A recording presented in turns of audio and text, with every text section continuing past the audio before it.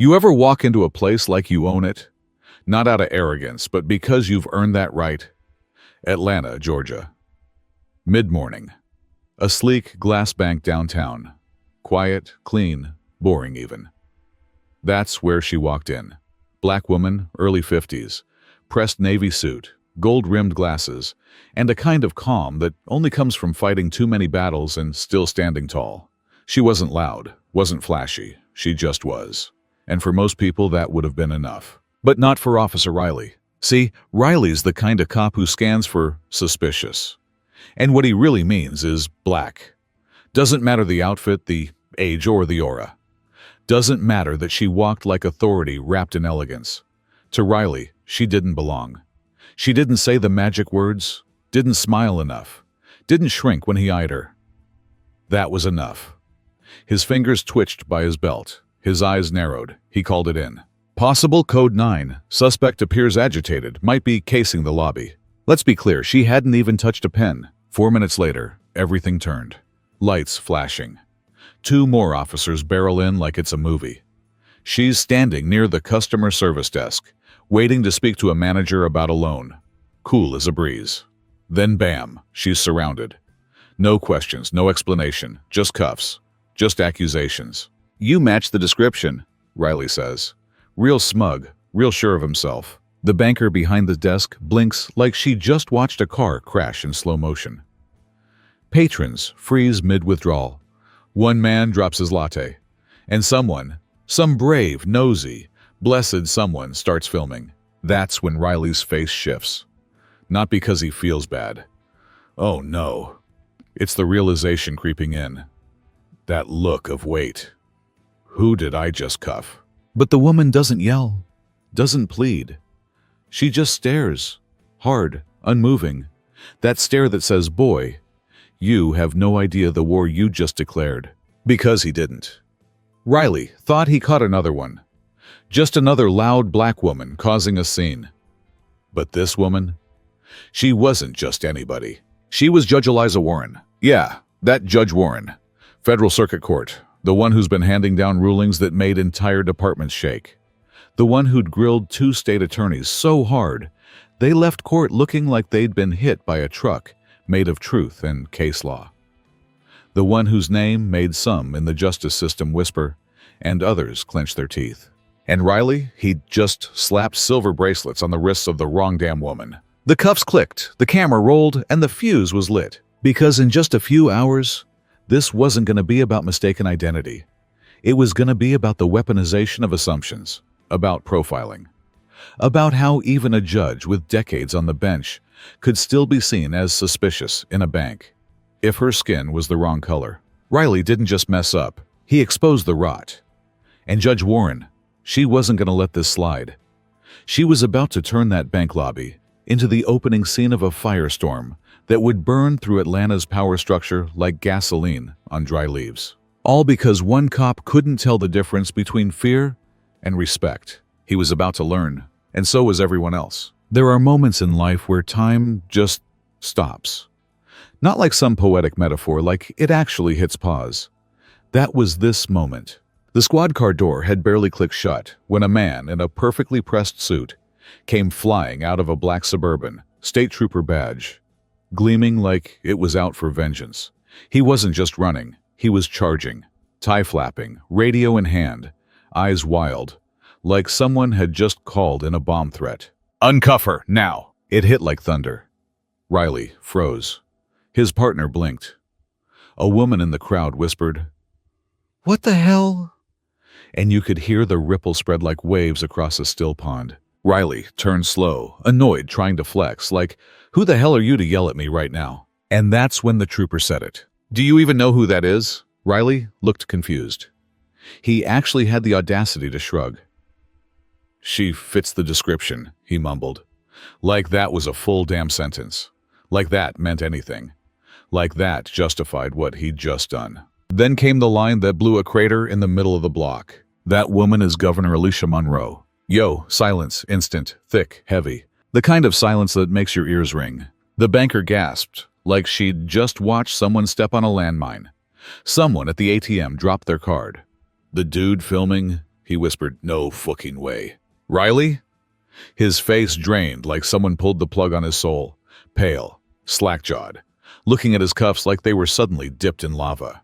And all the while, the camera on his chest was still rolling. Governor Alicia Monroe, still calm, still cuffed, still absolutely done with everyone's eshet, turned slowly.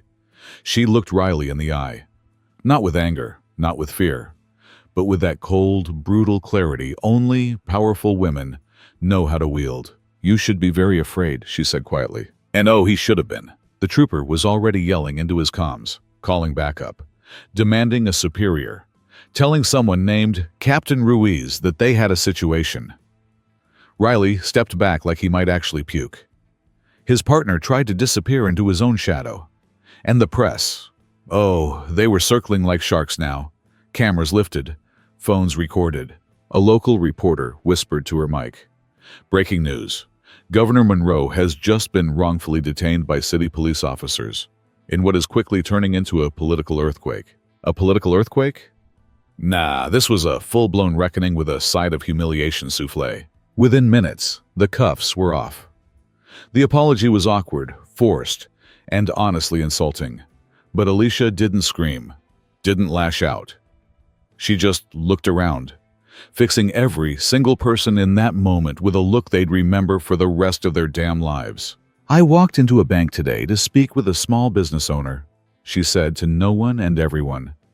I left in cuffs because someone decided I looked suspicious. If this can happen to me, imagine how often it happens to people without security, without a title, without a name. And just like that, she walked away. No dramatics, no tears, just power. Measured, silent, dangerous. But oh, this wasn't over. Because within the hour, the footage went viral.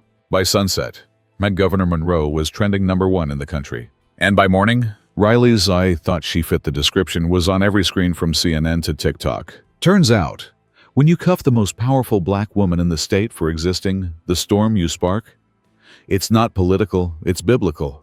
And trust, this was just the first aftershock. They thought she'd come out swinging, that she'd roll up to the podium all fire and vengeance, voice shaking with rage, spitting fury like a flamethrower. That's the narrative they wanted. A woman emotional, angry, too passionate to lead. But nah, that's not how Governor Alicia Monroe moves. She doesn't have to yell. Because real power? It doesn't scream. It just steps into the room and everybody shuts up. Inside the press room at the governor's mansion, the air's tight with anticipation. Lights on, mics hot. Reporters clutch their pens like weapons. Everyone's leaning forward like the next words could change the weather. And then she walks in. Tailored black suit, buttoned tight like armor. Chin lifted. Red welt from the handcuffs, still raw on her wrist. No attempt to hide it. In fact, she rolls her sleeve up. Lets the world see it. A statement, a scar, a warning. She steps up to the podium. The clicks of camera shutters sound like hail on a tin roof. And then she speaks. What happened today was not an isolated incident. It was a symptom. That's it. No build-up, no warm-up act. Just a sentence that hits like a brick to the gut. Reporters glance at each other.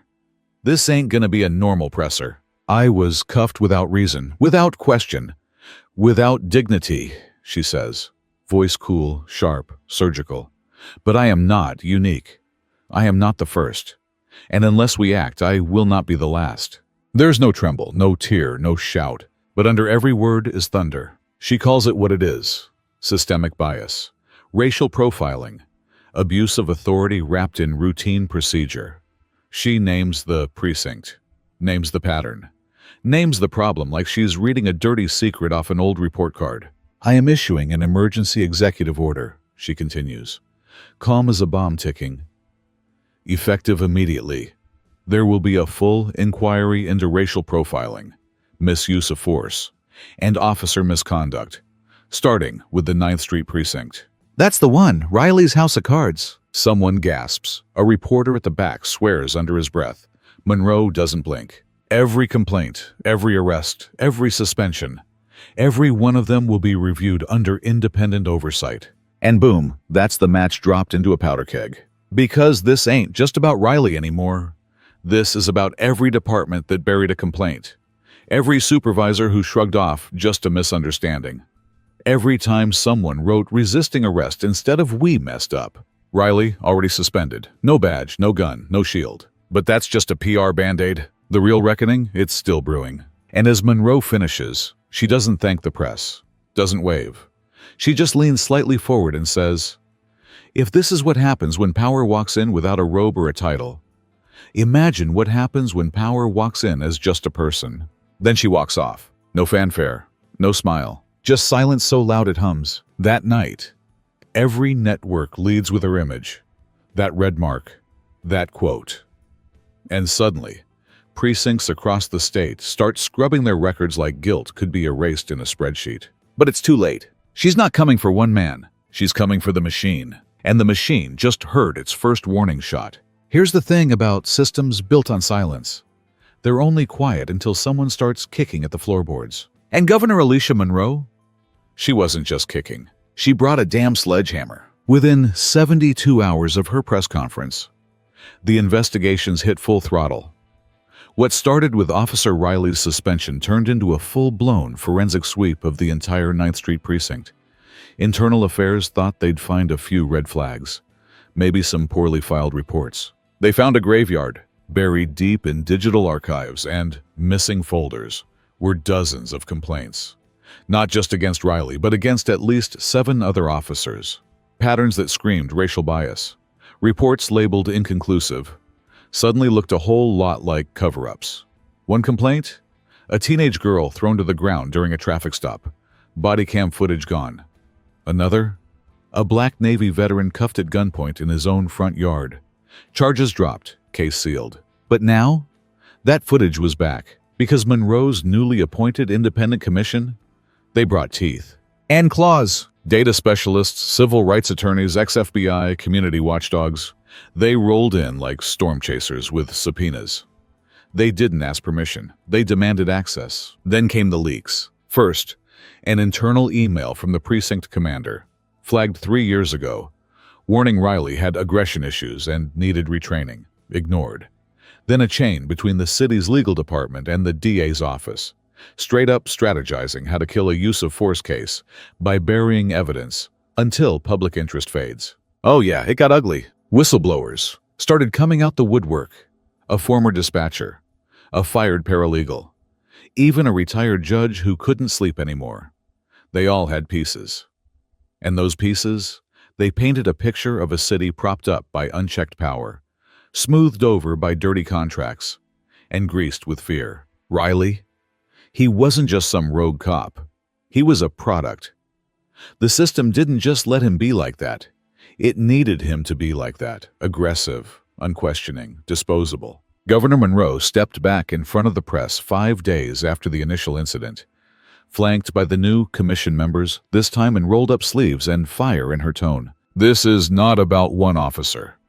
This is about the infrastructure that made him feel untouchable. This is about the DA who declined to prosecute, the judge who dismissed without review, the contractor who secured surveillance tech, then lost the footage. It's about every silence that allowed harm to echo louder than justice. Boom, mic lit. When asked if she planned to overhaul just the department, she shook her head. We're not reforming a squad, we're disinfecting a system. City Hall went into panic mode. Phones ringing nonstop. Defense attorneys started filing motions to reopen cases. Reporters swarmed the courthouse like it was the damn Super Bowl. Because now, every closed case with Riley's name on it, it was radioactive. And in the background, the commission kept digging. Through pay stubs, court transcripts, contract records. They were looking for every skeleton. And baby, the whole closet was full. So yeah, Riley's name started it, but now it was about the police chief who ignored red flags, the DA who played politics with prosecutions, the judges who looked the other way when the paperwork got a little too neat. The machine wasn't just flawed, it was built this way. But Monroe, she wasn't afraid of breaking it. Because sometimes, justice doesn't come from fixing what's broken. Sometimes it comes from burning the whole damn thing down. Power, real power, doesn't just make waves. It pisses people off. And when you start pulling masks off monsters, they don't whimper. They bite. Governor Alicia Monroe lit a fire, and now the shadows were starting to bite back. It started small. A note slipped under her driver's windshield. Careful who you humiliate. No name. No signature.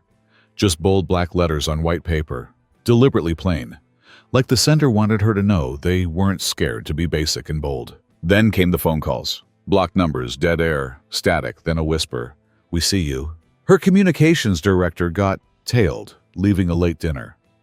Her chief of staff's laptop, gone from a locked car with nothing else touched. And her sister, God, her sister. She called in tears one morning after her brakes failed in traffic. No accident. No witnesses.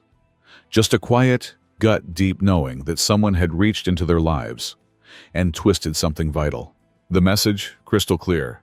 Back off or we'll go through the people you love. But Alicia Monroe was done playing defense. If they thought fear would make her fold, they forgot who they were messing with. Instead of hiding, she stepped up. 1 week after the threat started, she stood on a stage in a packed high school auditorium. Cameras everywhere. Live broadcast statewide. Her security detail was doubled, but she didn't flinch. Didn't armor up. She wore a deep blue blouse, no jacket, no podium to hide behind. Just her, a mic, and a room full of people who wanted to believe justice wasn't just some myth their parents lied about. "They've followed my staff. They've threatened my family. They've made it clear they want me scared," she began, her voice smooth but steely. But here's the thing about power, real power. It's not about titles. It's not about money. It's not the loudest voice in the room. It's the one that doesn't flinch when the lights go out.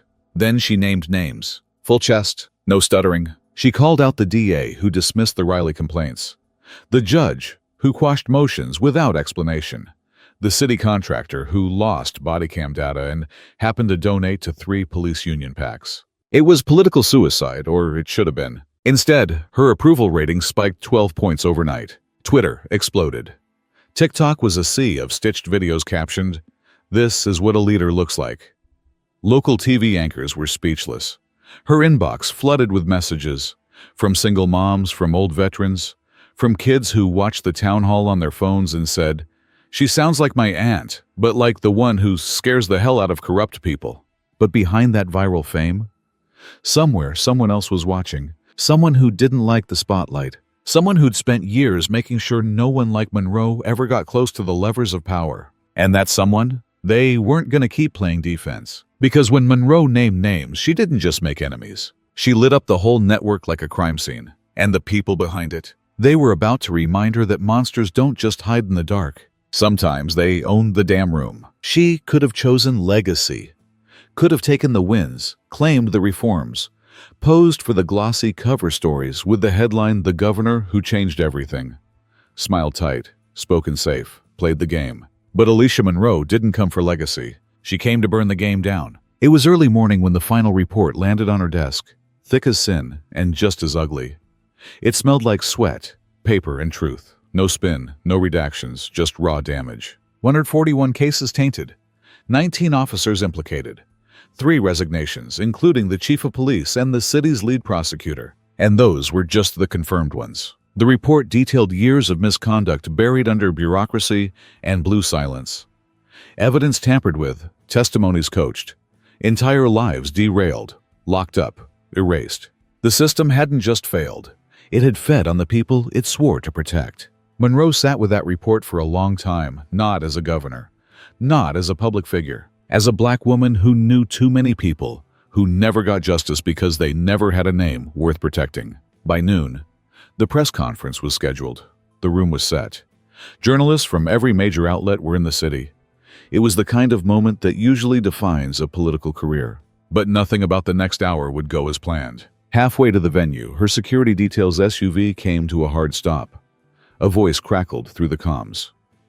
"We've received a credible threat at the west entrance. We need to reroute or wait it out." Monroe didn't even blink. No. She stepped out of the vehicle, heels hitting pavement like gunshots. Her team panicked, but she was already moving. Straight through downtown, under slate gray skies, 3 blocks to the courthouse steps. Alone. No entourage, no armor, just grit and purpose. The streets were lined. Protesters on one side, press on the other. Cameras everywhere. Some people shouted her name. Others held signs. Some jeered. A man yelled, "You're gonna burn it all down." She didn't look left or right. She walked, like a woman with ghosts behind her and a reckoning in her purse. By the time she reached the podium, her mascara hadn't smudged, but you could see the storm in her eyes. She didn't open with stats, didn't quote law, didn't thank the damn press for showing up. She leaned into the mic, stared straight ahead, and dropped this. I didn't just walk through injustice, I was dragged by it. And I stood back up. Boom. The room erupted. Applause like thunder. Some stood, some wept, a few just whispered, "Holy shit." She raised her hand and kept going. You asked me if this was about power. No, it's about pain. The kind passed down like a curse. The kind hidden under court files and settlements. The kind nobody talks about because the people it hurts can't afford lawyers or cameras. She didn't hold back. She named the victims, the officers, the DA, the judge who signed off on falsified affidavits, the contractor who helped hide surveillance footage for political favors. This wasn't a flaw in the system. This was the system. And I will not patch cracks in a house built on rot. By the end, no one was checking their phones.